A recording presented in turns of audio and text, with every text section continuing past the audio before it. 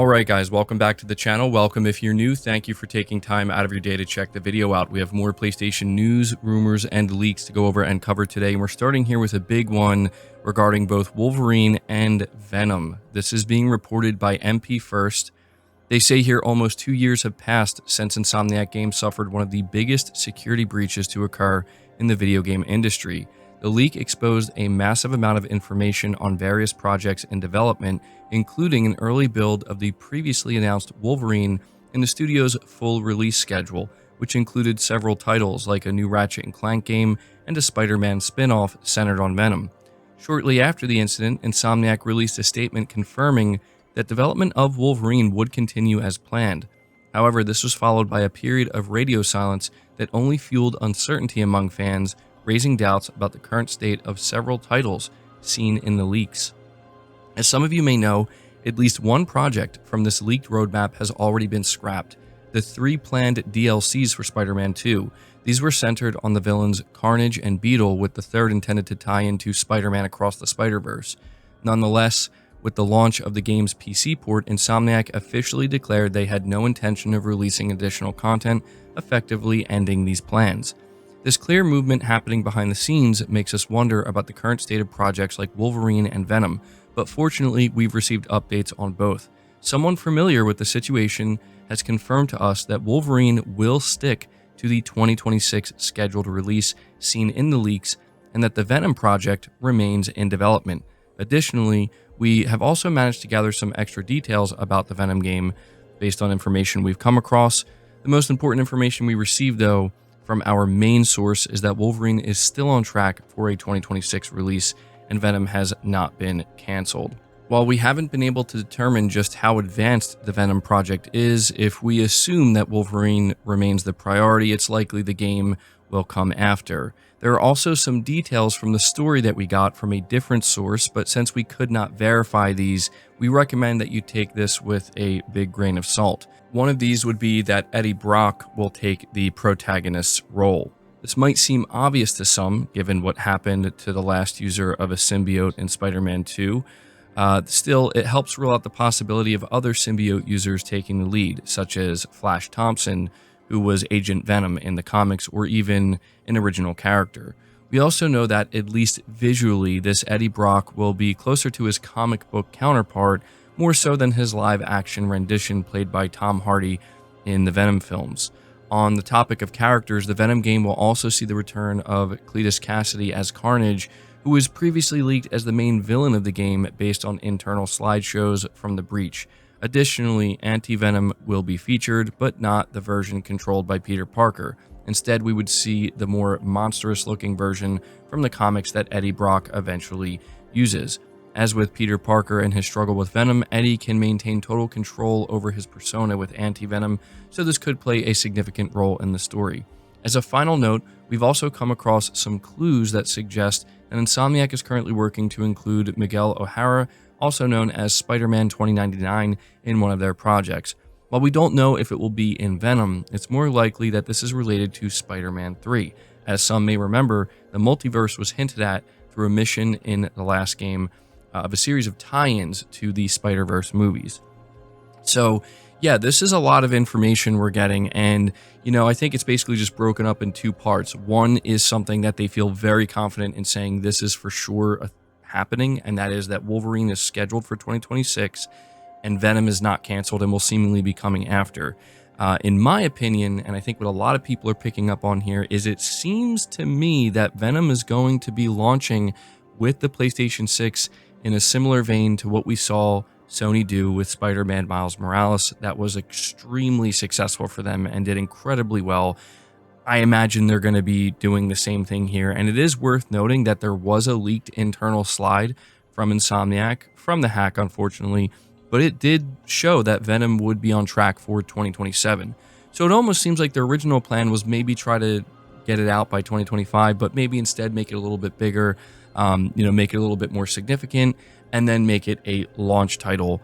That'll probably be like $50, I would assume. I don't know if it's going to be like a full-blown $70 game, but again, something like Miles Morales for the PS6. But then they also give us some story details here, and these are details they're saying that they're hearing from sources, but they can't verify. And so Yeah, it's really interesting stuff here, man. I have to say this is pretty exciting. When it seemed like that Venom game was canceled, I was kind of disappointed because, I liked Venom in Spider-Man 2, and, his whole section of the game, I think, was kind of the best part of it and the highlight of it. And so, the idea of getting a full-blown standalone game for Venom, I just think it makes good sense, right? So it seems like we're getting Wolverine and then maybe Venom in time for the launch of the PlayStation 6. So let me know your thoughts on that. We're going to move on to the next topic, and this is a bit of an update, but an important update to what we were talking about yesterday, and it's something that I completely overlooked and wasn't aware of. We have a report here from Push Square where it says Sony removes multi-format revenue from their strategic indicators.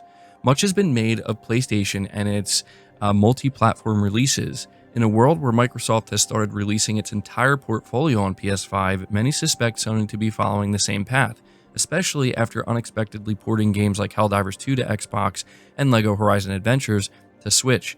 But interestingly, in its latest corporate report, the firm has removed, quote, game revenue beyond console, end quote, from its list of strategically emphasized indicators. While this featured prominently in 2024's version of the same exact document, the platform holder now cites the following as key measures: PS5 hardware units sold globally, PlayStation monthly active users, and total gameplay hours. This aligns with comments that the company has made in the past where it talked about a greater focus on engagement, but it clearly understands that hardware sales are its primary path to monthly active users. There's no real reference in the document to explain why Sony has removed the game revenue beyond console as a strategically emphasized indicator, but it's absolutely worth noting that in fiscal year 2024, multi-format releases accounted for just 2% of PlayStation's overall revenue. That figure included all of the company's PC ports, although depending on how successful Helldivers 2 proves to be on Xbox, it could be increased in the current fiscal year. Nevertheless, with Sony seemingly focused on its own hardware and ecosystem, it perhaps illustrates why multi-format releases are a footnote for it. So this is something that I completely overlooked, but in seeing it being highlighted here by Push Square, yes, this is actually, I think, very relevant, because the entire conversation throughout 2024 and even for, a lot of 2025, especially with Helldivers, is what's Sony's play here? Like, is Sony going to follow the exact path that Microsoft is on and go full multi-platform? Well, I don't think that this is something that people should jump to conclusions with. I've already been seeing that. I've been seeing people say, well, I guess Sony's done, back to only on PlayStation and moving away from this. That could very well be what this indicates, but I want to caution against jumping to that conclusion, simply because all this may really indicate is that they're just going to put less of a focus on it. It doesn't mean they're not going to do it. It just means it's really going to take a back seat. And you can understand why. Only 2% of their overall revenue came from PC ports and putting other games in other places. But it's worth noting that, as the article points out, what we just saw with Helldivers is part of fiscal year 2025. So it seems clear that it's another experiment to see, can we increase that from 2% to 3, 4, 5% by bringing one of our major titles to a competitor's platform? And it's going to be interesting to see those results, but there's no denying that Sony is absolutely signaling to their investors a refocusing and a re-emphasis on their own platform, their own hardware, and their own ecosystem. And it makes complete sense. This is the majority of, where their growth is and where they make all their money and where their player base is, frankly. So, yeah, I just wanted you guys to know about this, because it could indicate that Sony may actually be taking a couple steps back from what they had previously planned. And, there's going to be a lot of people that think that's just some kind of like denial, or, that's what fanboys want. And listen, I'm just telling you that this is what they're telling their shareholders. Could it change next year? Could it change in the next 6 months? Absolutely.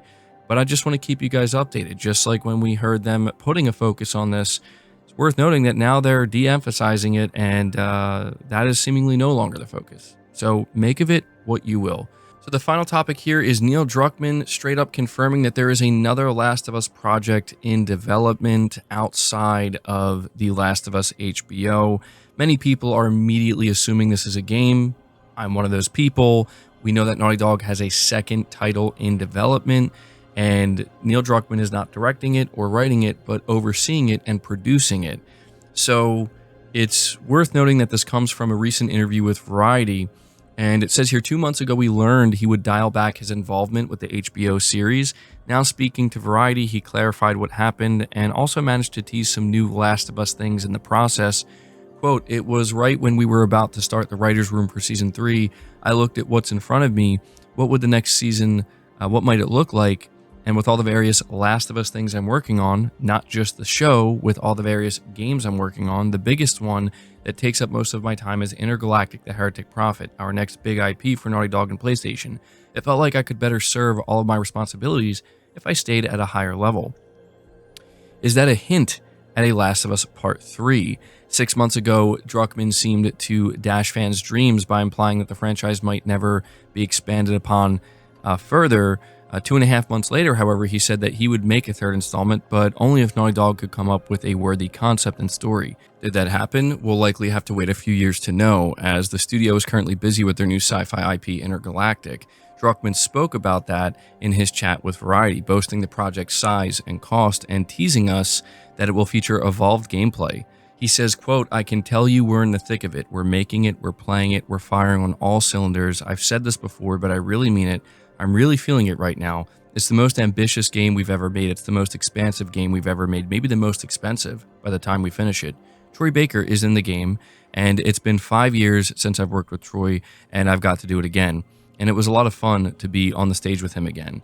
You could look at our previous titles and see the evolution on going from Uncharted, where we're really cutting our teeth on realistic character driven action game, third-person shooter combined with emotional storytelling. With The Last of Us, we added some RPG elements, we started playing with wide linear layouts, continue that trajectory forward, add sci-fi, and you start to get a sense of what we're doing. And then we've gotten even more ambitious than that. So really looking forward to seeing how it all comes together. I think you're all going to be pleasantly surprised by it. So that's really interesting insight on Intergalactic. I'm really curious to see what that gameplay looks like. I think everybody's curious to see what it looks like. But yeah, it's worth noting that he does straight up say that there is something else Last of Us related in development. And honestly, I have to imagine that this is the second Naughty Dog game. And, you know, I've seen a lot of people basically saying, like, wouldn't it be awesome if we actually got that prequel? That apparently a while ago, Neil Druckmann did confirm that they were thinking about doing something with Tommy and, you know, going back and giving him his own thing, but they just didn't really have the time for it. Maybe that's what they're doing. Maybe it has something to do with Tommy and Joel. Maybe I'm just, you know, projecting my hopes and dreams onto this, but man, it would be really cool if they end up doing something separate for The Last of Us that kind of, you know, gives fans, I guess you could say, a little bit of what they've been asking for. Because let's face it, I think a lot of Last of Us fans have been asking for something like that. But there you go, guys. Let me know your thoughts down in the comments below. That's going to do it for the video. I hope you enjoyed it. I hope you found it informative. If you did, be sure to leave it a like. Subscribe to the channel if you're new. Hit the bell notification icon, and feel free to share the video out on top of all that. But until next time, guys, take care.